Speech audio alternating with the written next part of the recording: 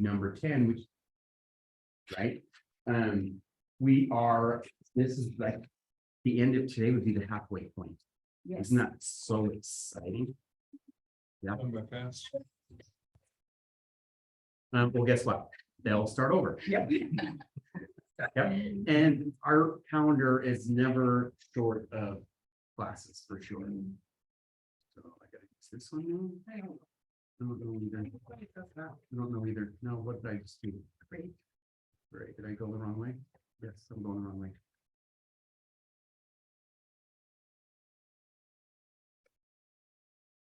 Yeah, I'm going the wrong way. Okay.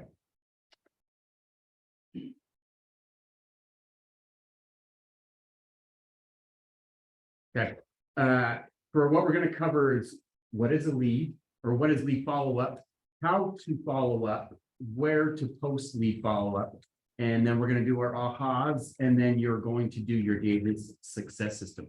Have you guys been doing that? Your daily success system.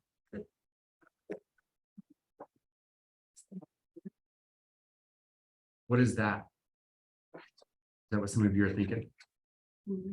It's basically you tracking where you're at and what your numbers are and what your activities are. It's the 10 conversations a day. Yep, it's and the 10 contacts added to him. 9.14. Okay, It's so and it's at the end of every chapter. yeah, so we talked about it a little bit in team meeting today. Some of you may have been there. There is a way in Command that you can set a calendar reminder to go in and check your boxes for what activities you've done for the day. So if you think about getting in the habits of tracking what you're doing versus waiting till like, oh crap, what did I do on Tuesday? Right? It makes it a lot easier, especially when you're tracking your leads. Okay.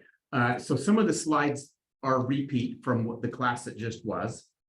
And so I don't want to spend a ton of time on them because I want to be respectful to your time and still try to get out of your uptime. If I start going too fast, stop me and I will go slow. Okay, We'll be here. sound good? Bye. Yeah. 7 to 10 years. We talked a little bit about that. You were saying you've lived in your same house for 9 years and you don't feel like moving, right? Has anyone been in their house longer than 9 years? Other than the one I was raised in. So if you think about it, when we first move out of the nest, if you will, all different ages, right? There's stepbrothers who was at 40 something when they moved out. Hopefully my son won't be that age when he moves out, but for the most part, you'll move a whole bunch of times, right? So when I think about my son, he's not going to be moving into his long-term house, right? The next time he moves. Would you agree? Right. So he'll probably move into an apartment. He'll probably move in with a couple buddies, but probably in the next 5 years, he'll probably move 3 or 4 times. So if you think about that, that goes really fast, or a short duration of time when you're younger. As you get older, let's say in 6, 7, hopefully 10 years, he gets married, and then he'll possibly start having kids, right? So that's when you start slowing down your amount of moves till you get to where you're my age. I've only been in my house 4 or 5 years. So I have no desire to move, even though I've done a CMA in my house a couple times thinking, it's too big a house just for me and him now. I think I'm going to sell it. I'm going to buy a duplex, move into a duplex so I can add 2 doors to my portfolio. And then I'm going to move a couple more times, adding more duplexes or fourplexes, and then I'm going to build a house. It's kind of what I was thinking. So there's a chance my 7 to 10 years might fast forward again. Anyway, questions on that? How many people do you have in your database?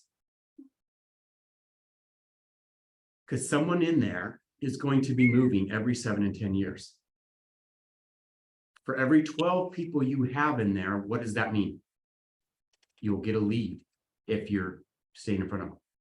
Okay, so we're going to talk about lead follow-up, because does every lead you get deserve to go in your database? Yes. If it's a lead. You were hesitant? I said yes, and then I went, no. Don't be So she's right. One of those is right. Just kidding. Everyone should go in your database with a certain tag for sure. And it could be a Met at open house. So it could be your open house tag. right? So in time, they'll learn, or they'll earn to be in a different part of your database. For example, like your VIPs or whatever you want to call it, okay? There's possible business, probable business, and profitable business. So what is possible business? Somebody and maybe you'll get a client from them or. Yeah, I met that, Fabian was talking about his, what did he call it, his 7-second spiel? Let's say he handed that business card to a cashier at the grocery store. And I don't know about you guys, but I always, when I go to Smith's on 40, what is that, 42nd? I go to that Smith's there, and I always get the same checkout. It's either her or myself. I don't get anyone else. I get her and myself, which is so weird. I can't stand it. I always tell the guy I want the employee discount if I could do it myself. They don't like that joke, but so I go to the same girl, and I honestly don't even know her name, but she knows mine. But we talk enough. She knows I'm in real estate that you become a creature of habit. Now, let's say I do the 7-second Fabian spiel. Is she possible business? Okay. Now, if I go one step further and start talking about her specific real estate needs, that she become probable. Let's say she's like, oh my gosh, you know what? Me and my husband are thinking about downside. What does that become? Profitable, right? You're working your way that way. If you aren't first or second in their mind, you'll probably won't get the business. Would you agree? Yeah. Quote by Yes. Ricky Bobby. If you ain't first, you're last. Okay. That was his dad. Oh, how. Dad. Oh, you're right. Love that movie. I guess I never thought about that. Okay, how to follow up with the lead. Okay, leads. So we just talked about when they go into your database, right? So in your database, there's 19 contacts in order to build that connection, build that rapport, right? Quarterly phone calls, 12 touches via email, 2 touches for promotional. Now, if you see, we're going to go through some of these right here, but when they start becoming contacts, that's when they started getting invites to the events and so on, right? So the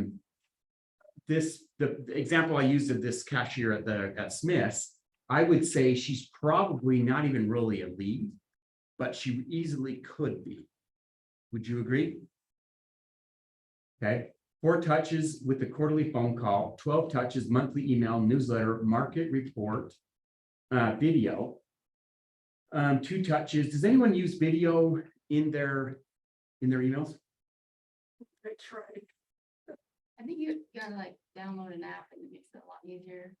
The technology is there. There was a system called BombBomb, Yeah. and I believe there's one even easier now. So the difference between getting an email with a video on it, that's a link, because that's how we all would do it, right? Versus BombBomb would come as the open video. Have you seen the difference? You guys received ones that were the difference? Mhm. The open rate or the watch rate, whatever you want to call it, it's definitely bigger if it's already open. Yeah, because you don't know what you're clicking on, but this, you can actually see what you're. Yep. 2 touches for a promotional direct mail, such as a magnet, calendar, printed market report, etc. 1 touch is an annual event, party, movie screening, get together. With that, it's a total of 19 touches each year versus the 36 touches each year, 4 touches by telephone, 26 touches, that's the more consistent emails. 2 touches, inviting him to events. 4 touches, promotional direct mail, such as a magnet, calendar, market report. That one's the 36 touches. Now, it only takes 1 to cement. What is that 1? Every person's probably a little bit different, but you build enough rapport and I'm going to call it confidence with each other that each person's a little bit different where it's just the timing of it. Okay. It could be at one of our events. It could be that you gave them the right information at the right time. It could be the newsletter you gave them. So How many events do we do here at KW? Four. How many client appreciation events? I should say that way. Four. What are they? Cookies with Santa. Cookies with Santa is the last one we do. What's the first one? Easter Oh, I egg, didn't know. it's Easter egg hunt? order. Easter egg hunt, What's the next one we're doing? baseball, Pumpkin patch. roller skating. Roller skate. Red That's so Bash. weird. Our red bash, And Red then- bash. I know, pumpkin patch, Oh, pumpkin. bam. So now what's the order? So there's a lot. Easter one, so that's. I would say it's usually springish, but this winter it was like winter. We have a good day for our Easter egg hunt. Yeah, it worked out, yeah. So we have that one in, yeah, around Easter. And then we have this next one that's coming up, that is our Red Bash, which is, don't, for the life of me, don't blame me, I didn't pick it. It's roller skating. And what I don't like about it is we're limited to 600 people. Now, at our pumpkin, not a pumpkin, well, The pumpkin, we movie. had 1,200 people, But at the movie. but at the Easter egg thing, we had over 1,000. So how are we gonna limit it to 600? Because I believe it's only 600 can be at the rink in a time. So we'll have to figure out how to make all of that work, and I'm not. I don't know, I just work here. Anyway, I don't know where else going with that. They We said have they'll 4 only events. invite your top. But. Do you guys have your database so big and dialed in that you're only gonna invite your top? How many people are in your database? 398. 398? 86? I don't have my license yet. But you have a database. Where's your database? People are in your phone. Where's your database? In my phone, my Okay. contacts. I don't have a license yet, get in your way for creating your database. Okay, so I'm gonna stop for a minute, I'm gonna pause. Okay, so your database has to always be being built and being added to and being It's like a. living, altered. breathing It's a thing. living, breathing, it's really, it's like, if you think about old school, because we all think about banking with our phone, right? Because we all bank via phone, we rarely go in there. Have you guys ever been in an actual bank vault? I've seen them on movies. Seen them on movies, okay, that's probably close enough. Everyone knows what I'm talking about. Okay, so think of when you're brand new, your database is a piggy bank. Okay, and as you get more money in there, you got to get a bigger piggy bank. Would you agree? So picture a bank vault. It is that big, and you got all those little individual boxes, right? What are those called? Safety deposit Safety boxes. deposit boxes. Now think about those boxes as being a family or a person. So that's how big your vault is. You're always wanting to get adding to your vault. So you'll be driving down the road, you'll see a certain color car that reminds you of a friend in high school because they drove that same color car. And you're like, oh my gosh, do I have Sarah in my database? Bam, add Sarah. You'll hear a song on the radio. Add Jimmy, whatever, right? You meet someone at the open house, you're adding them to your database. So you're always adding and tweaking your database, always, always, always. That is what lead generation is doing, is building your database. Is everyone you meet going to be buying a house today? No. How many people do you meet are going to be buying a house today? Most likely, very few. When are they going to be buying a house? Someday. Sometimes it's going to be sooner than others, but the idea is to build a database, follow up them often enough that when they come to buy, they're going to buy it through you. Got it? Let me tell you something kind of cool about bank vault. No? I'm just kidding. Yeah, Sure. They're in St. George Did office. you come in here for a cookie and you just wanted to talk? No, I went to the bathroom. I heard you talking about the bank vault, but I didn't have time to stop right there because, obviously want that reason. And I saw the cookies. Anyway, St. George, their market center there was an old bank. And so they actually have a cool vault that they have. That's where they have all their agent mailboxes and everything is in the vault. Kind of cool, huh? that's cool. They had to have someone come and like drill it out. I Because it was locked. Yes, I was like, what? There's like massive gold, like big amounts of money or gold or something in there. But anyway, It was empty. it was empty. Bummer. I know, that would have been a way cool. Where was it? I would never know. And now it's there. They drilled it. I thought you were gonna say something else about the The vote. question is, would you still be here if it was? Absolutely. She works so pretty well. The time about how I like don't know what retirement plan is. I like what I do too much. I'll just get to do it. In theory. Okay. So your database never stops being built. You're tweaking it, you're adding to it, you're doing follow-up, when I say tweaking it, it's like this person, you're gonna now add their home anniversary, you're gonna add their birthday, you're gonna add, they just had a child, you're gonna add those notes to your database. So it's always evolving. Okay, it's a living, breathing thing.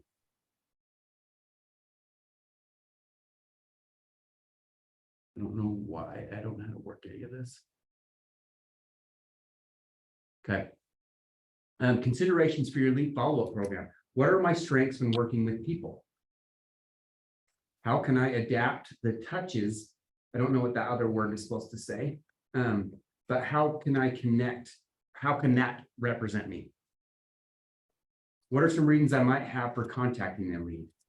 What are some touches to do before or after the phone call? Right, and so on.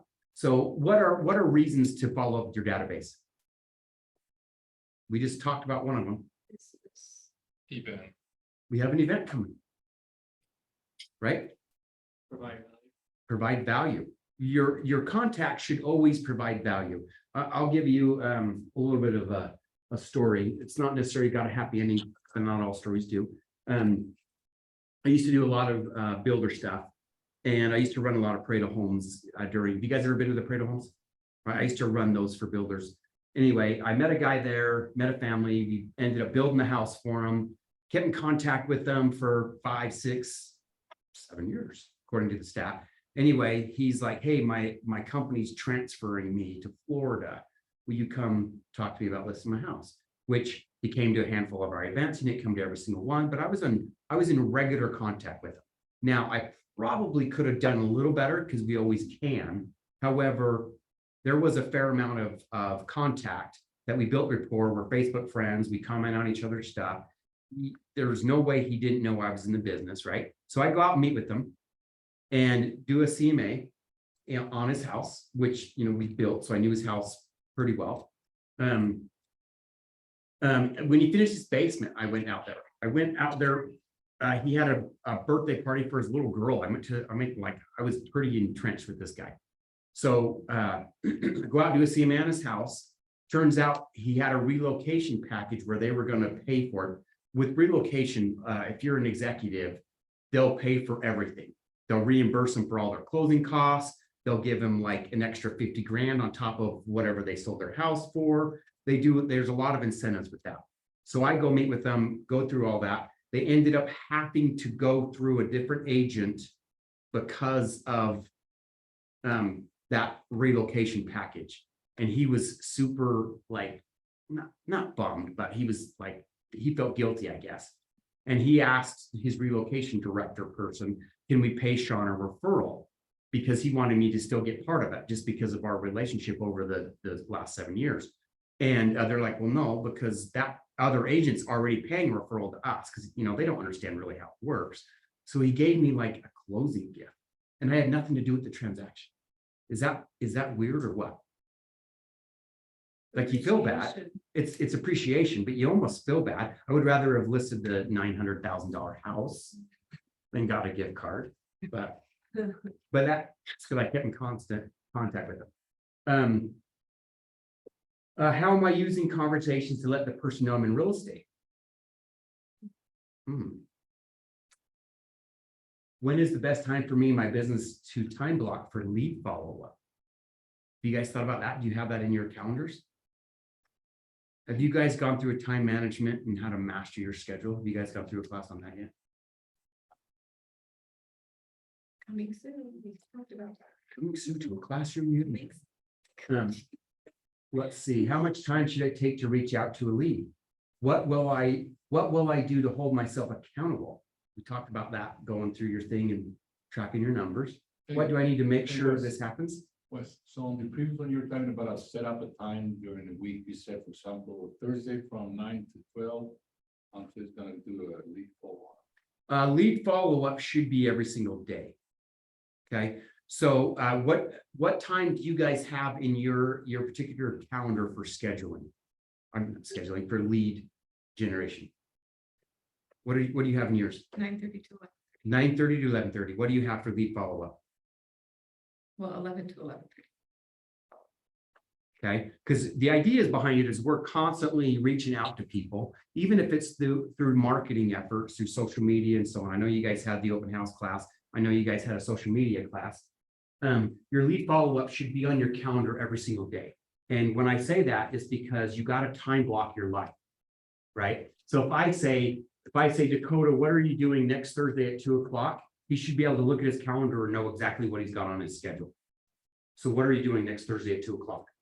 SOI calls. Bam. That's how your life should be.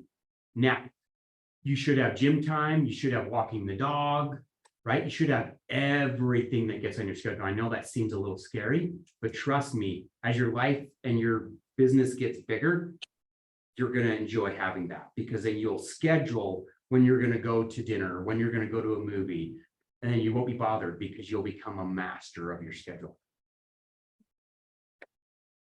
And it takes time to like really figure out what's important, because you can load your schedule with a bunch of junk. Like it takes time to figure out what's really and when to Yep. do it. Yeah. How late is too late? Like a follow-up call or? Depends on who the person is. So I have, I can't work this thing. I have this where I'm trying to protect my time because I always work, I'm always working. And so I'm trying not to respond to anyone before 8:30 in the morning and after 8:30 at night. Now, if it's someone who's earned the right to disturb me after those hours or before those hours, I'll respond. Not that you guys haven't earned the rights, but not to say that. And it's typically, it's got to be a specific reason that I'm going to respond outside those hours. Okay, now, my dad's old, and I talk about my dad all the time because he's not going to be here much longer. And me and my dad don't have a great relationship. He's 80, 82, 83, and he sleeps and wakes up, often. And he was in the military, so him getting up at 5 a.m., everyone's supposed to get up at 5. So if he calls my house at 7, calls my house, who's got a house phone anymore? If he calls me at 7, I don't answer it, okay? But then I call him during the day, but he's sleeping. So he'll call me back at night, like at 9:30, because he's up watching TV again, right? So I'll probably take his call even though it's after my 8:30. Does that make sense? That's also not work. Oh, it's always business. We don't talk personal stuff. Let's see if I can make this work. Okay, one time. Activity, design your annual 19 Connect touch plan. Do you guys know that these are already created? Any smart plans? Bam, you're a genius. Smart plan. They're smart because we don't have to be. We just got to know where they're at. Does everyone know where they're at? Man, Yes, you do. It's in command. And you know, when you open up your command, you don't know yet what I'm talking about, but you will shortly. When you open up your command, you have those little things on the left. They call them applets, but I just call them different tabs. I don't know why they keep changing the names of stuff, but it is The fourth one down. fourth one down. I was gonna say the third one down. Fourth one down. That one, What is that one? What's the shape of it? it's it looks like a little checklist with a gear. What do you call this? Cog. Cog. Bam. That is your smart plan. And it's called, well, What's this one called? Is it called 19? There are probably hundreds to pick from. You just would Yeah. utilize one that's a 19 touch one. Versus your database, your full-blown database, your SOI is a 36 touch one. yeah, so this is called, well, the 36 touch is called My 36 Touch Part 1, Part 2, and Part 3. So you put them on all three. And you'll change them, you'll tweak them. An example would be, you could have a smart plan just for birthdays. And you're not gonna have everyone on that, because if you don't have their birthday in the system, there's no reason to have them on there. So when you add their birthday to your database, then you tag them with also birthday. Someone can have multiple tags, right? So you run a smart plan with everyone that's got a birthday in there, and they get a happy birthday on their birthday. All right there. For one birthday card. So annual occurrence, calls, texts, conversations. So look for reasons to reach out to them. There's hundreds of reasons. It could be that if you met them in an open house, you're inviting them to an open house, it's going to be in the area. It could be that they indicated they really want a house with this really cool feature in the backyard. Let's say they wanted a waterfall. And someone just came into team meeting and said, oh, I love this house. It's got a cool waterfall. And you have a reason to call them. Right? There's always reasons to talk to your people. Yeah. Questions on that? None? Okay. Make an impact, focus on value. What is a value proposition?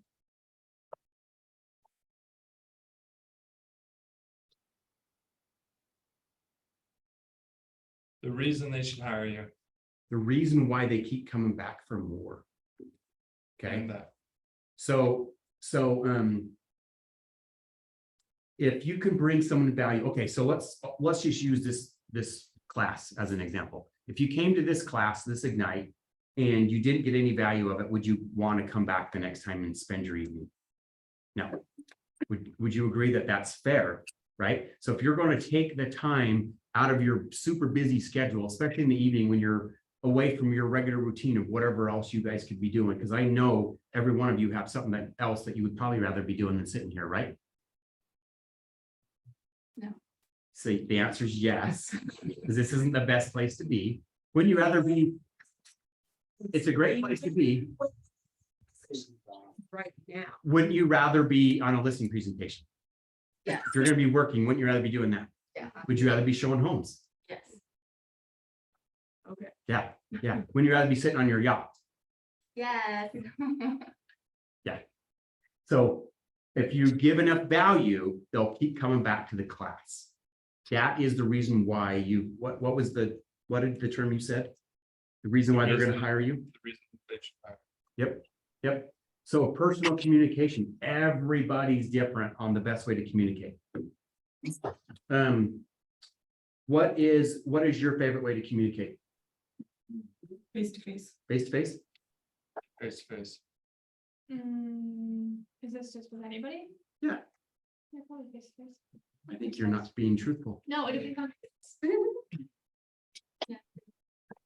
Easy. I'm gonna call absolute BS. It's text. It is. I'm gonna go against that for me, because I Also me. hate texting. I would much rather, Oh, but I don't texting hate in the beginning, it's fabulous, but then the conversation Oh. gets. My so- voicemail doesn't even work anymore. I would. Now, much it always rather comes in 2 days later, be on- and I'm like, if someone calls me, they leave a voicemail, I don't always get it because it comes late for whatever reason. I really think AT&T does it on purpose. There's someone on their line going, just text. They're pushing a button saying, delay that voicemail. So if I get a phone call and I don't answer it, a text saying, hey, give me a shot when you can, right? So now I don't need to check my voicemail. With that being the issue, what do you think my preferred way of communicating is? text. Text. And then what's my response? My response will be, hey, like if you call me, I'm in a meeting or on the other line, I'll say, hey, I'll call you shortly, right? You guys have both probably gotten some of those. Then I'll call if it needs to be a phone call. There's some people who won't answer the phone if I call them, so it's got to be a text. Right? That's because they think they're in trouble. Yeah.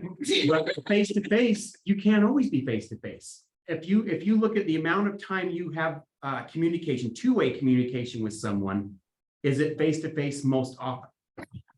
Probably not. No, I face to face, just like, is that including like on a phone call? Cause you're No, like. that's on- phone call. Okay. This is face to face. That's This is my face. That's in more- person. Yeah. Door knocking would be face to face.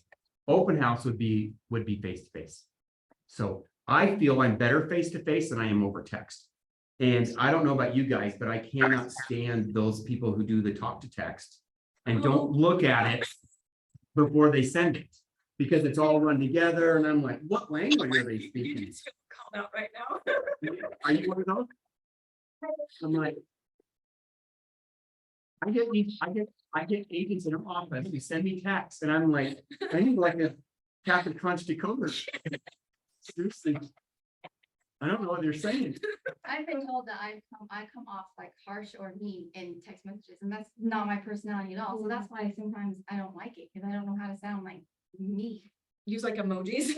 And The chat, use the chat. What if- GPT. yeah, and say, how do I make this sound nicer? My thing keeps going off because it's thinking we're talking.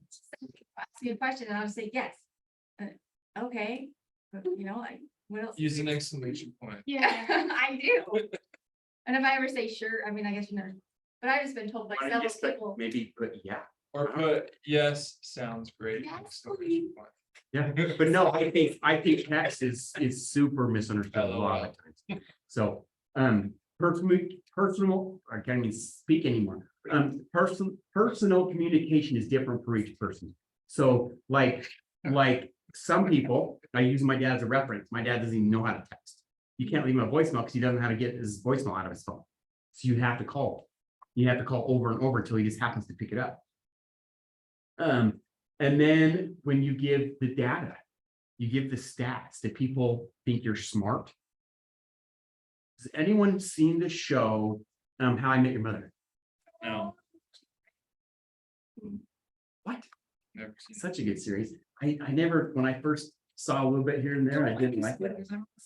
But, and when someone made me watch it from the first episode all the way through, I'm like, what a great show. Anyway, there's one of the characters named Barney. And out of the group, he's like the rich, wealthy one, but they don't know how or why. It's a mystery.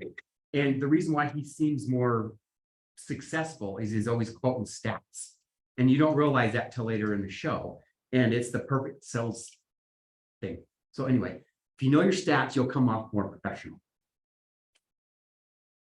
Potential resources. There's calls in, except for we don't really get many of those anymore. We used to refer to those as sign calls. If someone sees a sign at a listing, what do? No, they used to. Well, this is interesting that you just talked about the face-to-face call versus text, because now we have those text writers. So they typically will try to figure out, because they don't want to interact with an agent for whatever reason, they're afraid of us. It's like we're the devil, we're vampires, we're something. They want to try to figure out the address and they want to Google it. Right? So that's why having a QR code there is super helpful, the text writers, so they get the information, right? But there's different community events. There's open houses, which is my personal favorite, social media, which I am horrible at, but I'm learning. Traditional marketing, what would that be? The flyers, the postcards, things like that. Newspaper. Your agent website. Newspaper used to be a big deal. I'm so old, you guys. Like, we used to do a lot of. Somebody was saying that somebody still does it every week. So, Yeah, so I don't even know if the Ogden Standard Examiner is still around, but they used to do this, it used to be on the weekends and it was called I think it was called the Home Showcase or Real Estate Showcase. And we used to pay big money, like $1,200 a weekend to be, yeah. And keep in mind, back then, the prices were like, if the house was 150, that was a big deal, because that was a second or third time buyer. Like it wasn't a first time home buyer. Okay, then your agent website, which I think correlates with all of the above, because you're always sharing it, right? You're always looking for opportunities to share your own website, which I would consider that more of like your app, right? You know, you're going to have an app, right? There's an app for that. Okay. There's calls out. Calls out is calling people. Super effective. There's past clients, purchase leads. I don't love purchase leads.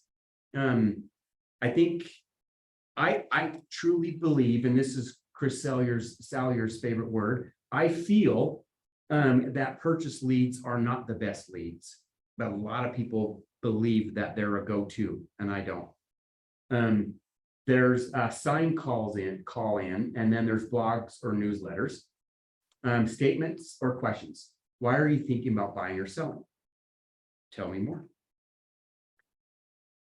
What will that do for you and your family? Chris Brower at team meeting today was talking about one of the first things they try to find out is their timeline. When are you thinking about moving? When are you thinking about buying? When are you thinking about selling? Right, and that would tell them which plan to put them on. We talked about the 19 touches versus the 36. If someone is super far out, they put them on a slower campaign. But if someone's like, you know what, my job's getting, I'm getting transferred, I gotta be there in 45 days, I'm coming to town next week for a house hunting trip. And so is that person pretty ready to go? Versus, I gotta work on my credit, and I got that student loan, I gotta probably make a payment on. Right? Is that guy super motivated and serious? Probably not so much. Okay. What will that do for you and your family? So Gidget, what I'm understanding is you've been in your home for 9 years, correct? Yes, that's Have you thought about, you said you own an investment property, you thought about having a second home? Where would be your favorite place if you could have one? Where would it be?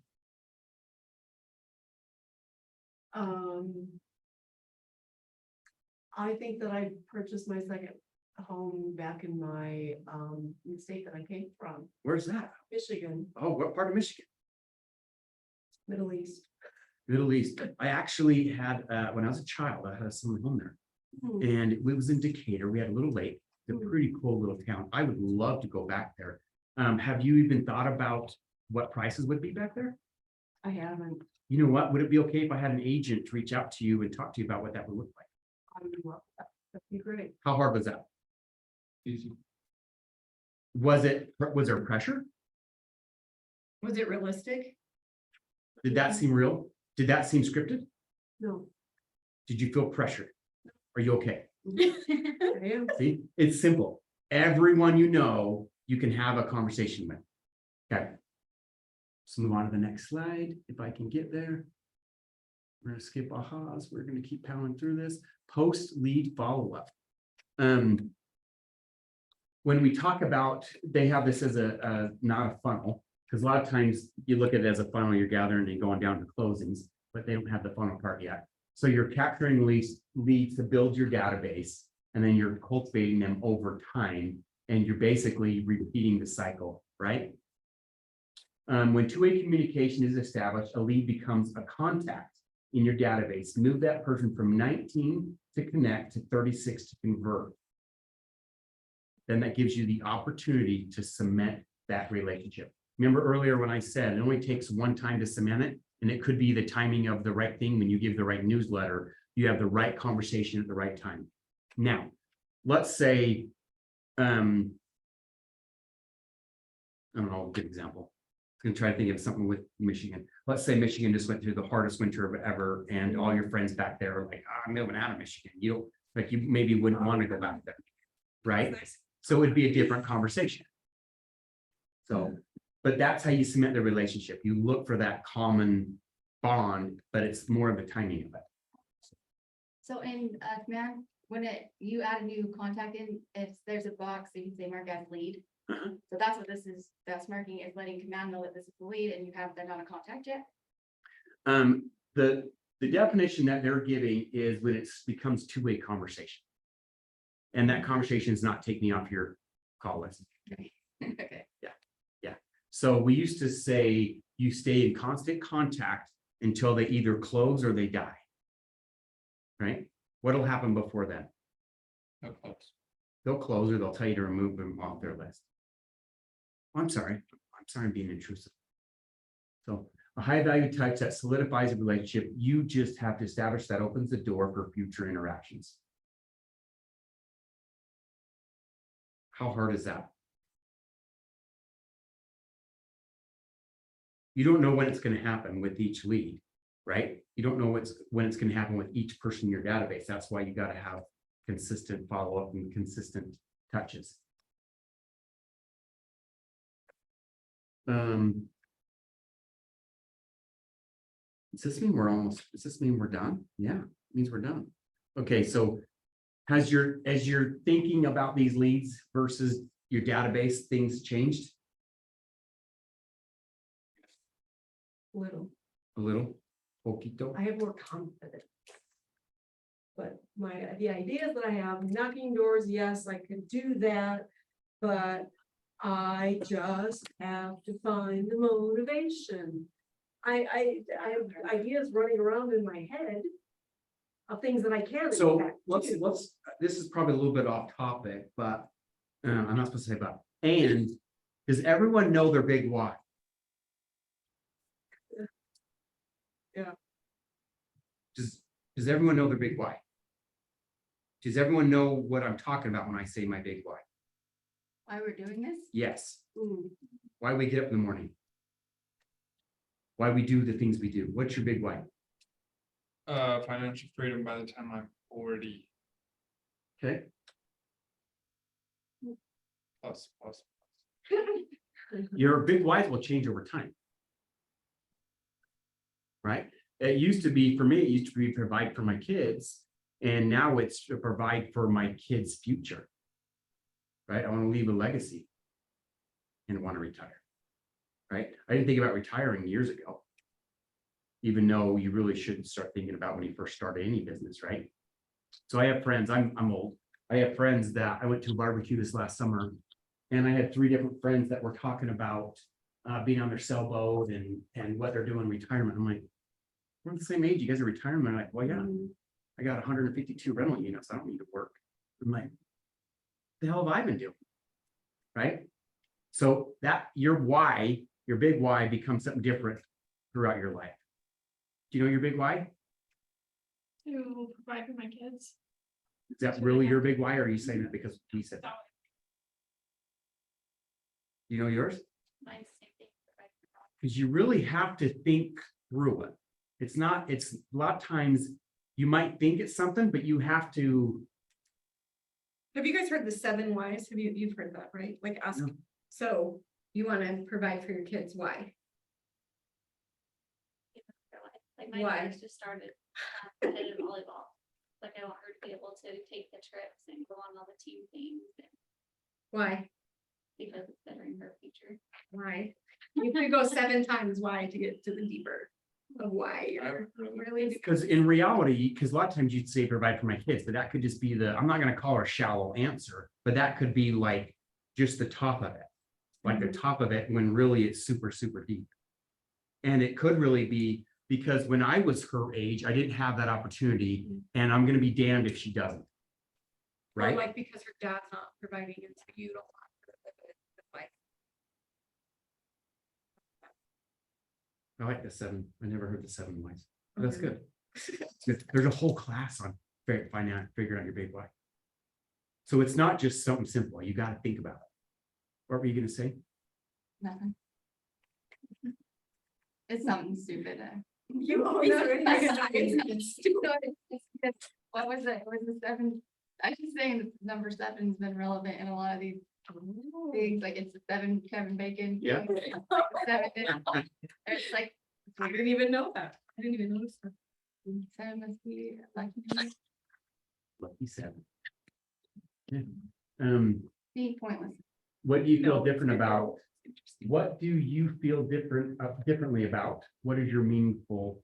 What was meaningful to you today? Can't even read. One some of what you introduced. Seriously, I need to have some. tequila. If I was home, I wouldn't be drinking. Not yet. Being able to make the 10 conversations a day probably kind of has to become a habit. Agreed. Once it becomes a habit. You gotta look for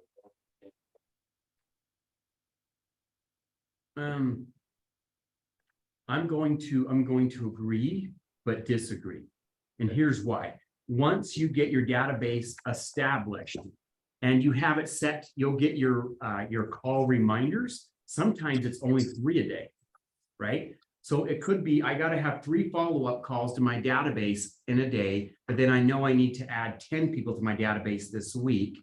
So now if I can add 10 in one day, which could be an open house, then you don't have to worry about adding more. It's just, if you add more, it's just like bonus, right? So if you have all of your goals, including all of your contacts in your command, it'll tell you how many contacts you gotta have that day.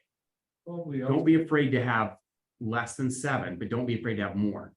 probably you have to think on the follow-up too. You make 3 and then you follow up on the next days. And 3 a day, follow-up. You're gonna have a whole bunch in a month. Yeah, if you don't follow up with them, for sure. But also, what's the And- difference between somebody answering the phone and an actual conversation? A conversation is 2 ways. Right, but what I'm saying, like, a purposeful and meaningful conversation, like if somebody answers, like, let's say you're calling for sale by owner. And they say, oh yeah, I've got, an offer on it, blah, blah, blah, and I have a backup agent, right? Is that a meaningful conversation that might propel your business forward? Probably not. It could, it could. It could. Yeah, there's a chance, but there's a difference between, calling somebody, let's say another for sale by owner, and they say, you know what, I've had 2 offers fall through and it's Hey, been on the Dakota, Yeah. your house has been on for sale by owner for how long? for 67 days. 67 days. You don't mind if I come through and take a look at it, right? No, because at this point, I can't seem to sell it, so. Well, I work for one of the area's largest and busiest brokerages, and we have a lot of people who come in to us and want to buy homes, and a lot of times we can't find what's on the MLS. So if you don't mind, let's go take a look at yours and see if I got one of my buyers that would work. That sound good? I'd be open to Just that. tomorrow at 2 work? That'll work. Perfect. So However, that, that's more meaningful than somebody, you know what I mean, shutting you down, I would say. now, let's say you shut me down. Okay. Okay, well, is there a reason why you wouldn't want me to see it? Well, Sean, I appreciate your effort, but I have an agent in my back pocket. And yet you've had it on the market for 67 days, is that what you said? Yeah. Okay, did you know the average escrow period is about 30 days? What does that mean? From the time that we get an accepted contract to close to money in your pocket. You've doubled that, and you don't have it under contract, You give them real statistics, so what is the length of time? 30 days. Days on market. So would you mind if I just come take a look at it? Maybe just with me walking through, I know you have an agent, and I know your agent would want what's best for you, right? Yeah. So how about if I come over tomorrow at 2? Then I feel like I'm betraying him. Let's invite your agent. Let's have a party. I'll bring my- You can say that, I just did. but what if they say, okay? Then what do you do at the appointment? I go to the appointment. With The other chances of agent? the other agent showing up. The chance of the other agent showing up is probably slim, Okay, right? Because they're like, what? Right? Then they're gonna look more like a tool to that. They're gonna wanna like, it's not gonna come, but call me as soon as you leave. I want to hear what you have to say, right. right? You might be curious. But what if, but what if he does come? You're just gonna go in with your presentation. Yeah. Yeah. I just wanted to see your house. Like, I got a handful of people and I got a large office with a large amount of people that are looking. Maybe it would fit to one of their needs. But now that I know, because now I've seen it, now I know what we're up against. But Would you never- accept an offer from one of my buyers? Yeah. Okay, perfect. I'll see you tomorrow at 2. So one thing, so let's say, for instance, like I don't have any buyers right now, but let's say. Like, would you say that if you don't have buyers? The office has buyers. Right, but let's say you're trying to land the listing. Do you think any one of those sellers is also a buyer? There's a good chance. Yes, Did you guys know that we close over 100 transactions a month out of this office? Did you guys know we pay $1 million a month to our agents in commissions? Did you guys know that? Did you know we're one of the only brokerages in our Weber and Davis counties that does that every single month? Would you like that to be partially yours? yes. Does tomorrow at 2 work? Well, like that. Are you okay? Did it hurt? There's no pain Yeah. there, right? Yeah, It's- It's warm and it's- fuzzy now. See, it's like, don't be afraid of them. For sale by owner, we're not gonna make any. Oh, yeah. Sure you will. We get paid commissions all the time. For sale by owner, Absolutely. For most 99%. It's like 99+% all transactions happen with agents. Now, some people are like, oh, I sell for sale by owner, I don't need to list it. Well, when you start talking to them and you go 7 deep on your whys, it turns out their last 4 is because agents brought them a buyer. So they do work with agents. They just don't want to put it in an MLS. Now, is there a reason why you'd want to exclude your home from, I don't know, 18,000 agents?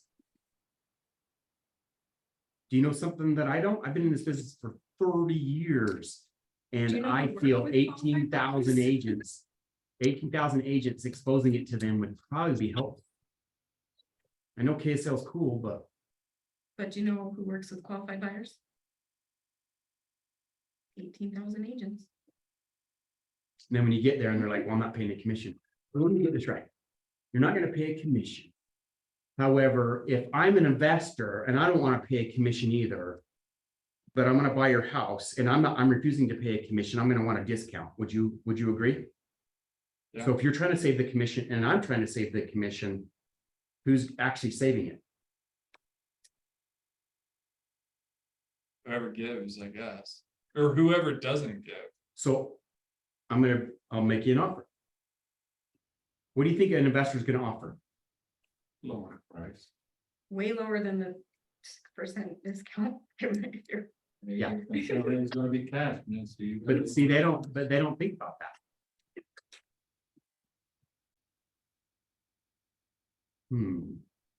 I've had someone tell me that they have a neighbor or a friend who's gonna buy their house. And I go, why?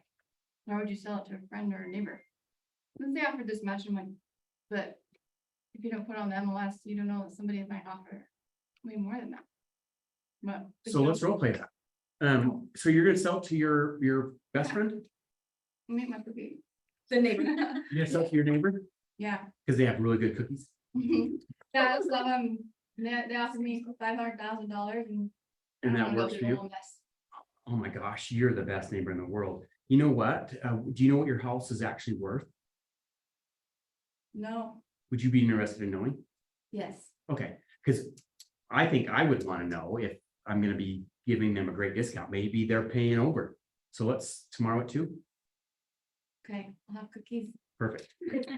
So how do you solidify the listing? Let's say you go to the appointment on that situation. Let's say it's worth $50,000 more. Then they were gonna sell it to the neighbor. Here's what I think. I think I just say, so can you, if we listed your house right now, and why hasn't your neighbor bought your house already? We're not ready to move, but. As soon as we're ready to move, they're ready to buy. Have they already qualified with the lender? They're all cash. They're all cash. I've seen it. I saw their bank. So do you feel after I present your numbers to you that you're willing to give them a discount because they're all cash and they're your neighbor? Hmm. No, I don't know. I have to think about it. So there's so many ways you can tie that down to make it to where it's realistic. Well, then So- if we list now and they're motivated to buy it, they'll buy it. Once we're listed. If we are not listing it, there's no pressure for them to, Whatever. for those. Or guys how to buy about you it. get it on the market and we give them the first right of refusal, that any offer comes in, they can match it. So that way you're not leaving money on the table and you're giving them the opportunity that you said you would give them. Would that be something that would work? Mhm. But let's say you're trying to land the listing, like, would you then lean towards, are you comfortable with facilitating this whole transaction as far as paperwork and figuring out title work and all that, like, that, I guess that's where I think I would get hung up on that appointment. What, explain. Like, they're for sale by owner, pretty much, right? Okay. They're selling it to their neighbor. There's not gonna be any agent commissions paid. Right? Okay. Mhm. So let's say you're trying to land the listing. you just told them their house is $50,000 more than they were gonna sell it for. How do you secure that listing and rationalize it to the So- sellers? So this is more of a listing presentation conversation, but I would Yeah. say, let's do this. Let's exempt them from the full commission that we just discussed.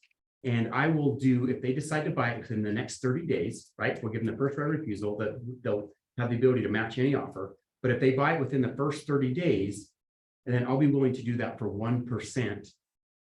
Okay? Right, because they ultimately got to pay someone to facilitate the contract. They paid an attorney, what's an attorney gonna charge? Well, A lot more than 1%. I will just write it ourselves, or I have a loan officer that will write it. You have a story that would, if they say that, I have a little Yeah. officer that we're writing, you have a horror story. Yeah, Well, to be honest with you, that's actually not legal. I would think you'd want to do everything legally and ethically correct. loan officers cannot, right, Who can write contracts? attorneys attorney. Attorneys, And and attorneys. attorneys, and license. you guys, Wow. and who else? The buyer or the seller, the principal and the party, right? Principal is the buyer or the seller, or agent, a licensed agent, or an attorney. There's no other exceptions.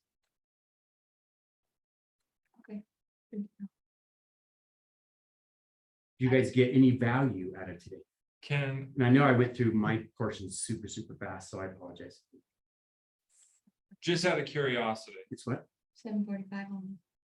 can a mortgage officer give a principal a contract, an actual Rep C contract? Well, the answer is they can do, the answer Like is they print it could, off and give it to them? yeah, they could probably get away with that. However, all of our contracts have to get approved by the Division of Real Estate, and they're on the division's website. So a principal can go there and print their own if they wanted.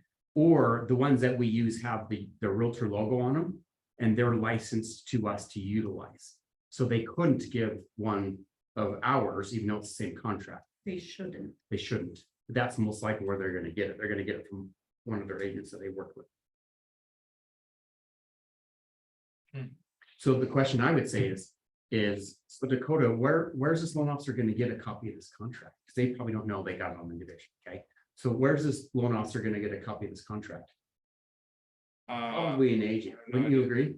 They probably got it from an agent or a broker, wouldn't you agree? Probably. So how about if I just provide all the contracts? That'd be fair. Yeah. Okay, perfect. And protect you from. Don't be afraid of this conversation.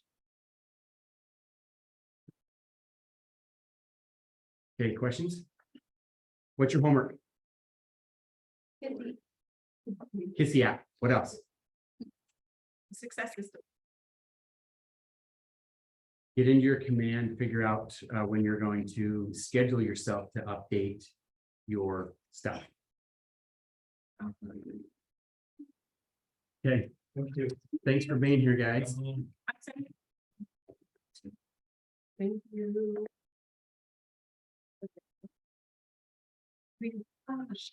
Wait, just text me where. So do you have anything else? Stop sharing. And then stop recording.